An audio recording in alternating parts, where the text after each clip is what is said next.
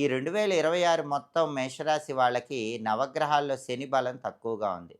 మేషరాశి వాళ్ళు ఏలినాటి శని దోషంలో ఉన్నారు. ఈ ఏలినాటి శని దోషం అనేది మేషరాశికి వ్యయస్థానంలో 12వ స్థానంలో ఉంది కాబట్టి, ఏ రంగంలో ఉన్న మేషరాశి వాళ్ళైనా కొంచెం ఎక్కువ కష్టపడాల్సొస్తుంది. కొద్దిగా ఫలితం రావాలన్నా కష్టం ఎక్కువ పడాల్సినటువంటి పరిస్థితి ఉంటుంది. ఎందుకంటే వ్యయంలో శనీశ్వరుడు ఎక్కువ కష్టాన్ని కలిగింపజేస్తాడు. కష్టంతో కూడిన విజయాలను అనుగ్రహిస్తాడు.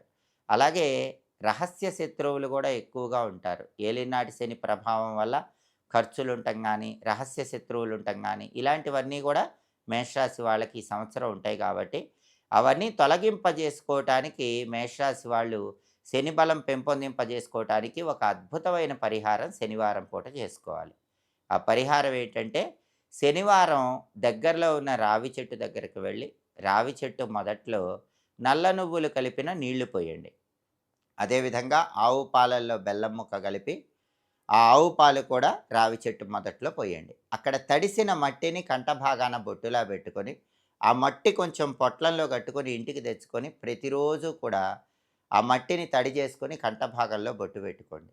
ఈ రావి చెట్టు పరిహారం చేస్తే మేషరాశి వాళ్ళు 2026లో ఏలినాటి శని దోషం వల్ల వచ్చే వ్యతిరేక ఫలితాలు తొలగింపజేసుకొని, కష్టానికి తగిన ప్రతిఫలం తొందరగా పొందవచ్చు. ఆదాయ మార్గాలు కూడా పెంచుకోవచ్చు.